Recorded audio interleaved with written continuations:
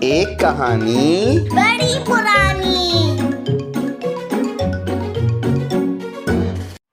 معزز سامعین، السلام علیکم۔ کیا آج آپ نے درود پاک پڑھا؟ نہیں تو ایک بار پڑھ لیں۔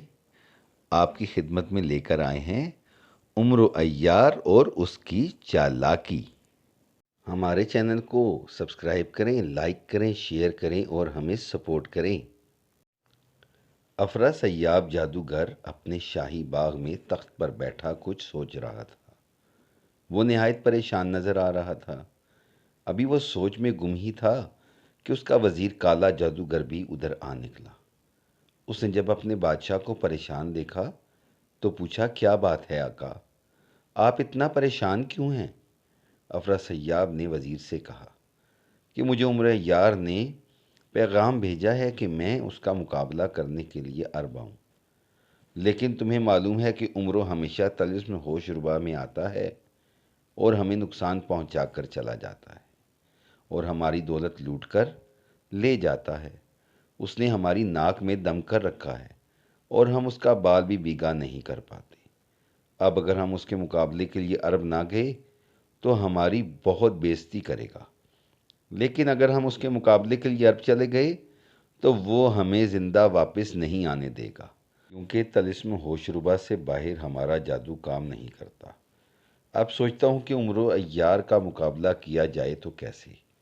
وزیر نے افرا سیاب کو مشورہ دیتے ہوئے کہا، عالی جا، آپ پریشان نہ ہوں۔ اس دفعہ آپ عمرو کو ختم کرنے کے لیے طلسمی ڈھانچوں کو بھیجیں۔ مجھے یقین ہے کہ وہ ضرور عمرو کا خاتمہ کر دیں گے۔ افرا سیاب نے جب یہ سنا تو کہا، واہ، یہ تو بڑی اچھی ترکیب ہے۔ میں ابھی طلسمی ڈھانچوں کو بلاتا ہوں۔ مجھے امید ہے کہ وہ عمرو کو شکست دینے میں ضرور کامیاب ہو جائیں گے۔ اتنا کہنے کے بعد افرا سیاب نے ایک منتر پڑھا اور زور سے زمین پر پاؤں مارا۔ فوراً ہی زمین سے 15-20 طلسمی ڈھانچے نمودار ہو گئے۔ ان میں سب سے بڑا ڈھانچہ آگے بڑھا۔ یہ ڈھانچہ دوسرے تمام ڈھانچوں کا سردار تھا۔ اس نے سر جھکاتے ہوئے سلام کیا اور بولا، کیا حکم ہے میرے آقا؟ آپ نے ہمیں کیوں بلایا ہے؟ تمہیں عمرو عیار کے مقابلے کے لیے عرب جانا ہے اور عمرو کو ہر حال میں شکست دے کر اسے ہلاک کرنا ہے۔ افرا سیاب نے جواب دیا، جو حکم میرے بادشاہ، ہم عمرو کو ضرور ہلاک کر دیں گے اور اس کا سر آپ کے قدموں میں ڈال دیں گے۔ سردار ڈھانچے نے سر جھکاتے ہوئے جواب دیا۔ افرا سیاب نے زور سے تالی بجائی تو ایک بہت بڑا تخت اڑتا ہوا آیا اور باغ میں اتر گیا۔ تخت پر بہت ساری تلواریں تھیں۔ یہ تلواریں تھام لو اور تخت پر سوار ہو کر عمرو کے مقابلے پر روانہ ہو جاؤ۔ یاد رکھو، عمرو کو ہر حال میں ہلاک کرنا ہے، افرا سیاب نے زور دیتے ہوئے کہا۔ ایسا ہی ہوگا میرے آقا، سردار ڈھانچے نے جواب دیا۔ پھر وہ اپنی فوج کے ساتھ تخت پر سوار ہو گیا۔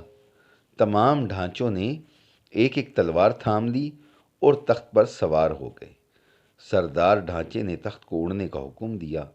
تخت ہوا میں بلند ہوا اور تیزی کے ساتھ ایک طرف کو اڑنے لگا۔ جلد ہی تخت طلسم ہوش ربا کی سرحد پار کر گیا۔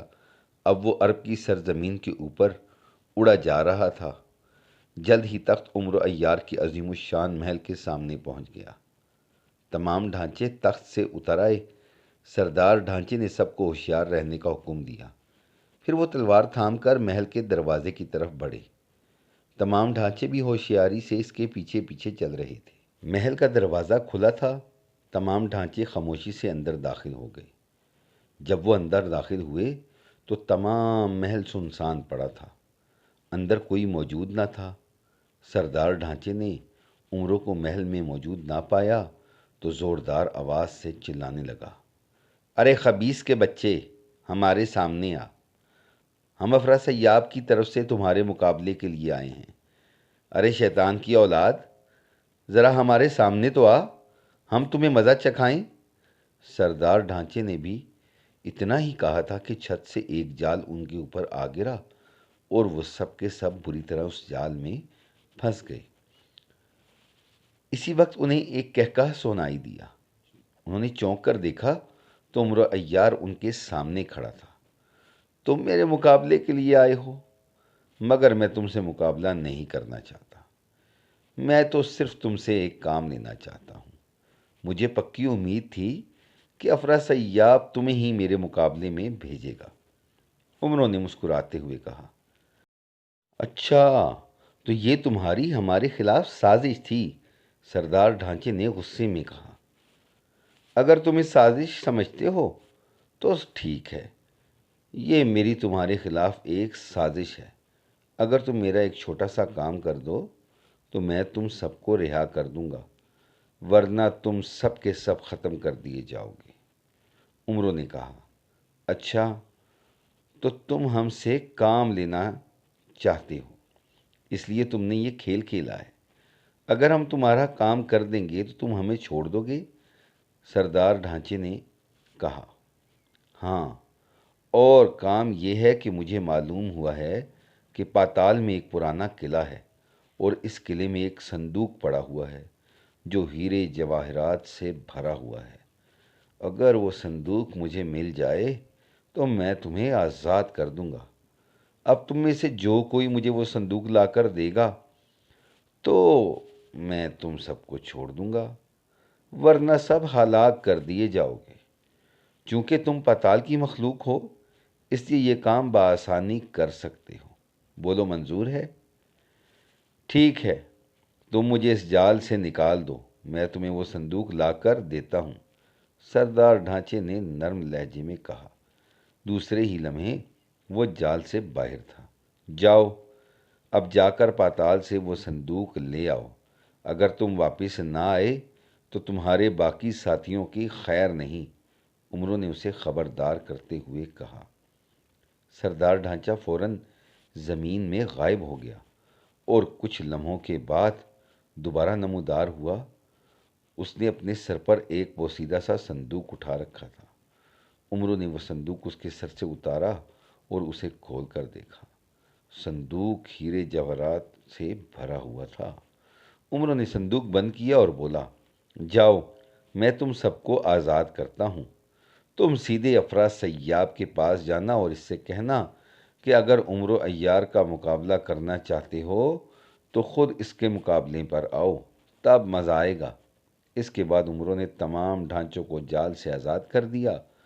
وہ تخت پر سوار ہو کر سیدھے افراسیاب کے پاس پہنچے اور اسے عمر عیار کی سازش کے بارے میں اطلاع دی۔ افراسیاب نے جو یہ سنا تو غصے سے اپنا سر پیٹنا شروع کر دیا اور اپنے وزیر جادوگر کے منہ پر ایک زوردار تماچا رسید کیا، جس نے طلسمی ڈھانچوں کو عمروں کے مقابلے پر بھیجنے کا مشورہ دیا تھا۔ عمرو عیار عرب کے شہنشاہ امیر حمزہ کا بڑا قدردان تھا۔ اگر ضرورت پڑے تو وہ امیر حمزہ کی خاطر اپنی جان بھی قربان کر سکتا تھا، مگر ایک خرابی جو عمروں میں تھی وہ یہ کہ وہ خزانوں اور دولت کا بڑا لالچی تھا۔ ایک دن امیر حمزہ نے عمروں کو اپنے دربار میں حاضر ہونے کا حکم دیا۔ حکم ملتے ہی عمروں فوراً امیر حمزہ کے دربار میں حاضر ہو گیا۔ امیر حمزہ نے عمر عیار کو اپنے ساتھ تخت پر بٹھایا اور بڑی شفقت سے بولا، عمروں، میں ان دنوں بڑا سخت پریشان ہوں اور مجھے تمہاری مدد کی ضرورت ہے۔ آپ پریشان ہیں اور وہ بھی عمروں کے ہوتے ہوئے؟ یہ کیسے ہو سکتا ہے؟ کیا حکم ہے؟ میں آپ کے لیے کیا کر سکتا ہوں؟ عمروں نے جوشیلے انداز میں کہا۔ بات دراصل یہ ہے کہ سمباڑا قبیلہ میرا مرید ہے۔ ان دنوں سمباڑا قبیلے پر ایک آفت ٹوٹ پڑی ہے۔ ایک سر پھرا دیو وہاں آ گیا ہے اور قبیلے میں اس نے بڑی لوٹ مار مچا رکھی ہے۔ وہ روزانہ سمباڑا قبیلے کے کسی نہ کسی آدمی کو اٹھا کر لے جاتا ہے اور اسے ہضم کر لیتا ہے۔ سمباڑا قبیلے کے سردار نے مجھ سے گزارش کی ہے کہ میں انہیں اس دیو کی تباہ کاریوں سے نجات دلاؤں۔ میں ان کی گزارش رد نہیں کرنا چاہتا، اس لیے میں نے اس دیو کو ختم کرنے کے لیے تمہیں بلایا ہے۔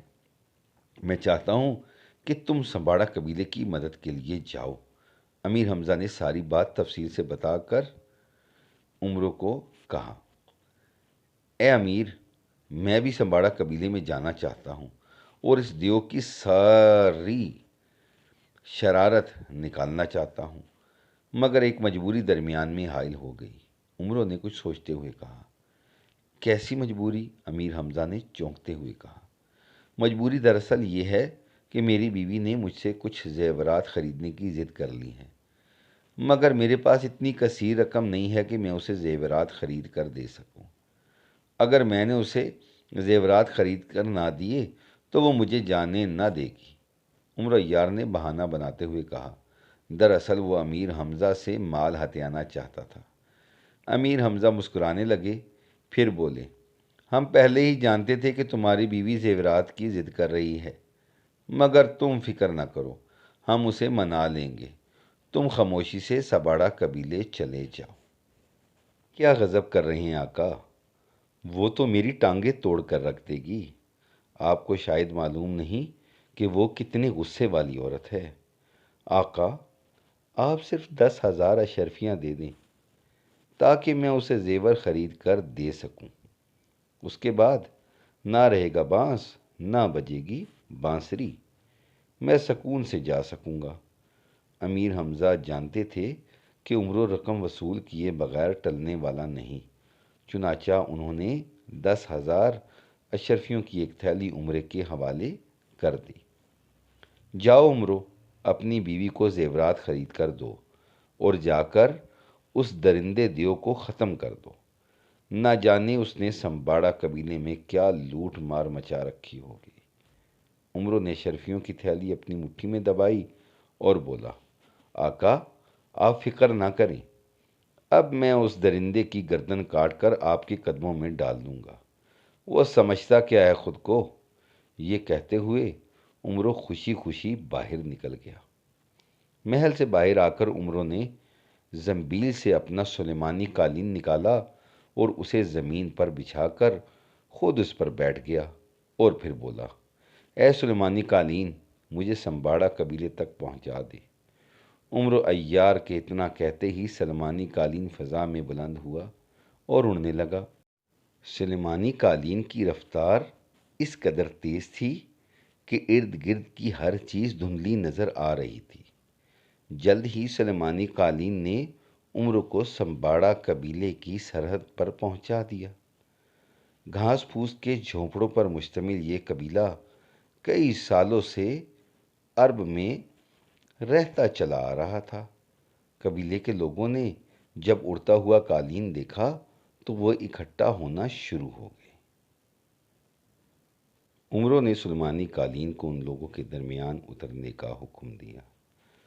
سلیمانی قالین آہستہ آہستہ ان لوگوں کے درمیان میں آ کر زمین پر رک گیا۔ عمرو قالین سے نیچے اترا اور قالین لپیٹ کر اپنی زنبیل میں رکھ لیا۔ پھر وہ سب لوگوں پر نظر ڈالتا ہوا بولا، اچھا تو تم سمباڑا قبیلے کے لوگ ہو؟ ایک بوڑھا آدمی آگے بڑھا اور تھر تھر کانپتی آواز میں بولا، ہاں، ہم سمباڑا قبیلے کے لوگ ہیں، مگر تم کون ہو؟ کہیں تم اس درندے دیو کے چیلے تو نہیں؟ ہاں، میں اس دیو کا چیلا ہوں، عمرو نے باروب آواز میں کہکا لگاتے ہوئے کہا۔ اب جو کچھ بھی تمہارے پاس ہے خاموشی سے میرے حوالے کر دو، ورنہ تم میں سے کوئی بھی زندہ نہ بچے گا۔ عمرو کی دھمکی سن کر سب لوگ ڈر گئے اور خوف کے مارے تمام لوگ اپنا اپنا مال عمرو کے حوالے کرنے لگے تاکہ ان پر کوئی مصیبت نہ آ جائے۔ عمرو نے تمام مال سمیٹا اور اپنی زنبیل میں ڈال دیا اور پھر ہاتھ جھاڑتے ہوئے بولا، سنو سمباڑا قبیلے کے لوگوں، میں اس دیو کا چیلا نہیں بلکہ امیر حمزہ کا ایک ادنا غلام عمرو عیار ہوں۔ امیر حمزہ نے مجھے تمہاری مدد کے لیے بھیجا ہے۔ یہ سنتے ہی سب لوگوں نے امیر حمزہ زندہ باد، عمرو زندہ باد کے نعرے لگانے شروع کر دیے اور خوشی سے عمرو کو کندھوں پر اٹھا لیا۔ آخر جب ان کے نعرے رکے تو عمرو بولا، مجھے بتاؤ کہ یہ وحشی درندہ دیو کس وقت تمہارے قبیلے میں آتا ہے؟ یقین جانو اب کی بار زندہ بچ کر نہیں جائے گا۔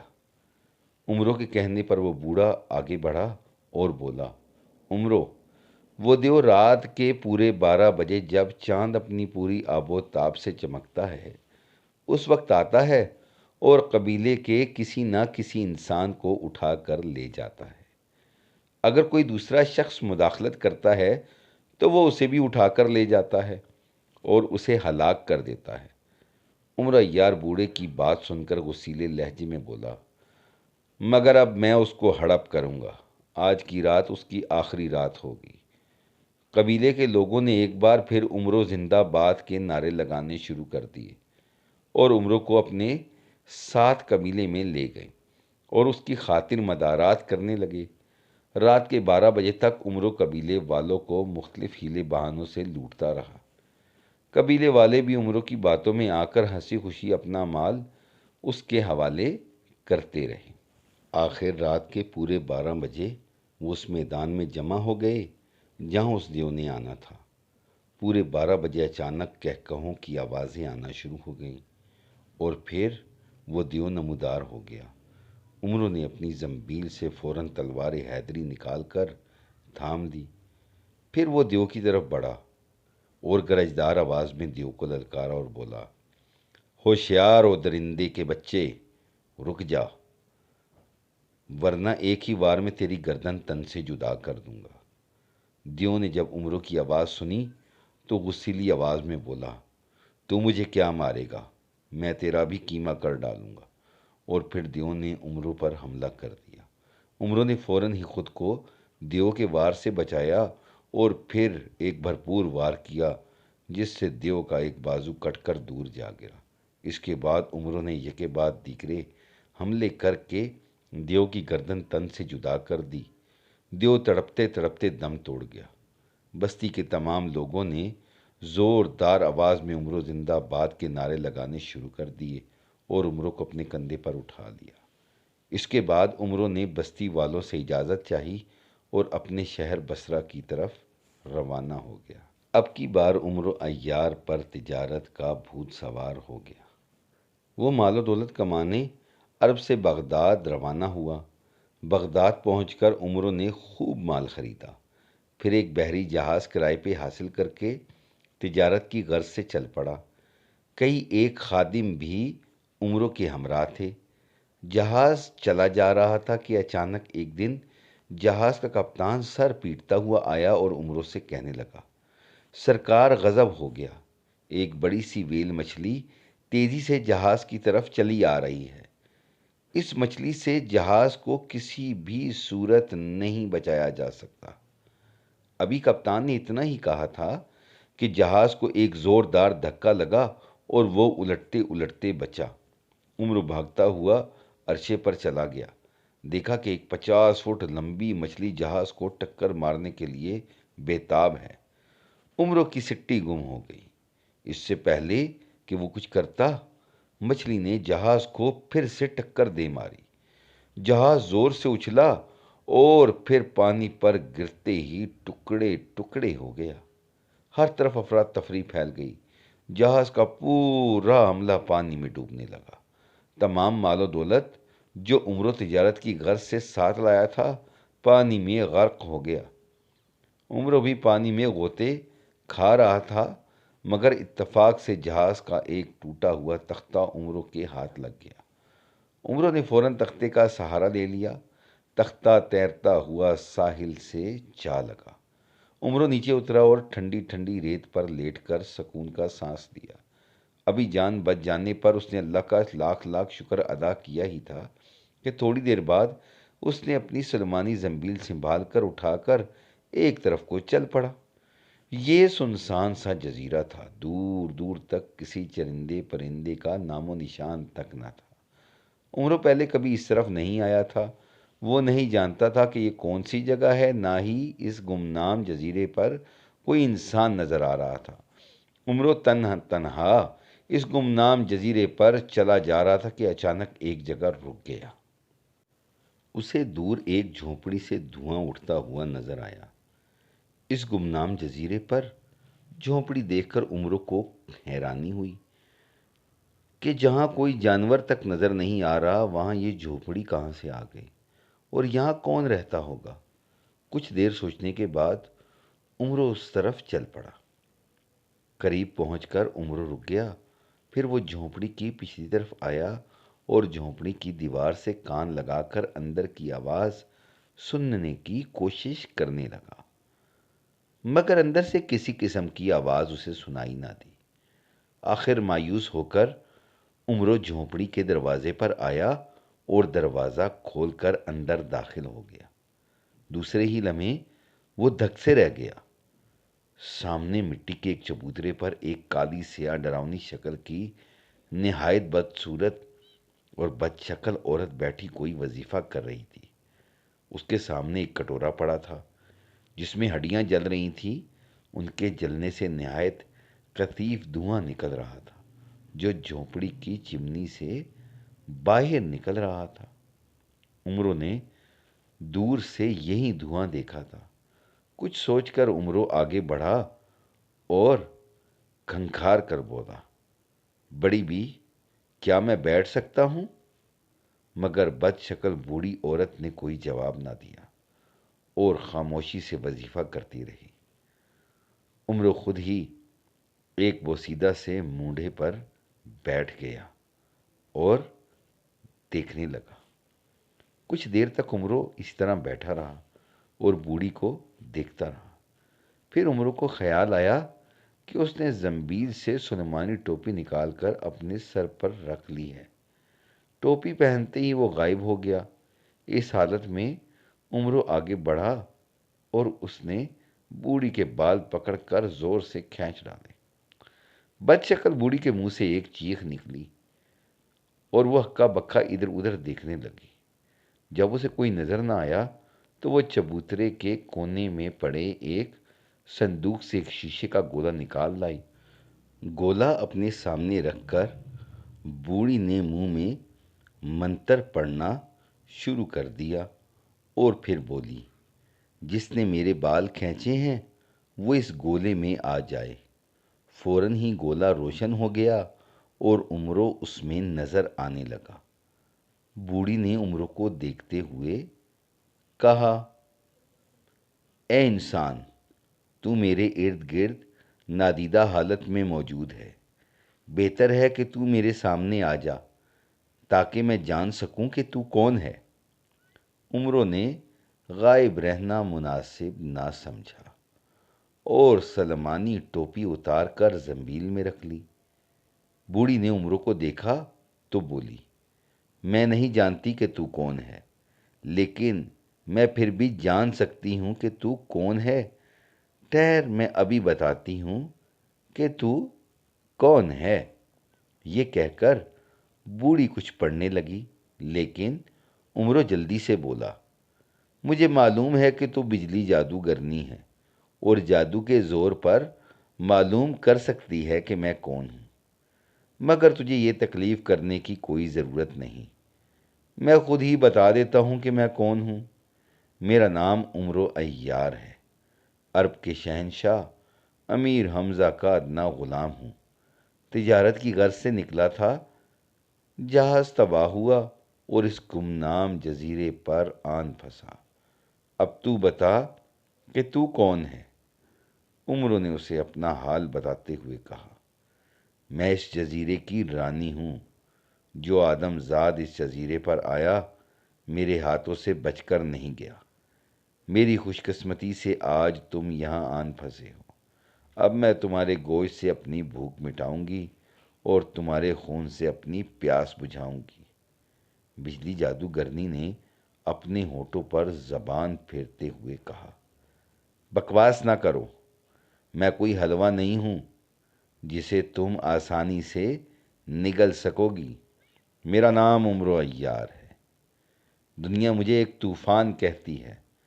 بڑے بڑے سورما میرے آگے کان پکڑتے ہیں۔ تم جیسی بھوتنی میرے لیے صرف ایک مکھی کے برابر ہو، جسے میں اپنے ہاتھوں سے مسلنا بھی اپنی توہین سمجھتا ہوں۔ عمرو نے غصے بھرے لہجے میں کہا، زیادہ شیخیاں مت مارو، ابھی دودھ کا دودھ اور پانی کا پانی ہو جاتا ہے۔ یہ کہہ کر بوڑھی جادوگرنی نے تیزی سے منتر پڑھنا شروع کر دیا۔ مگر عمر عیار بھی تیار تھا۔ اس نے پلک جھپکتے ہی زنبیل سے سلمانی ٹوپی نکال کر اپنے سر پر رکھ لی اور بجلی جادوگرنی کی نظر سے اوجھل ہو گیا۔ بجلی جادوگرنی منتر ادھورا چھوڑ کر ادھر ادھر دیکھنے لگی۔ اتنے میں عمروں نے ایک ڈنڈا اٹھایا اور زور سے بجلی جادوگرنی کے سر پر رسید کر دیا۔ خون کا ایک فوارہ بجلی جادوگرنی کے سر سے پھوٹ پڑا۔ پھر تو عمرو بجلی جادوگرنی کے سر پر ڈنڈے رسید کرتا چلا گیا، یہاں تک کہ بجلی جادوگرنی کا قیمہ بن گیا۔ بجلی جادوگرنی کا خاتمہ کرنے کے بعد عمر عیار ساحل پر چلا آیا اور دوسرے دن اسے ایک جہاز نظر آیا۔ عمروں نے چلا چلا کر جہاز کے کپتان کو اپنی طرف متوجہ کیا۔ جہاز ساحل پر آیا تو عمرو اس پر سوار ہو گیا اور کچھ دن بعد عمرو واپس بصرہ پہنچ گیا۔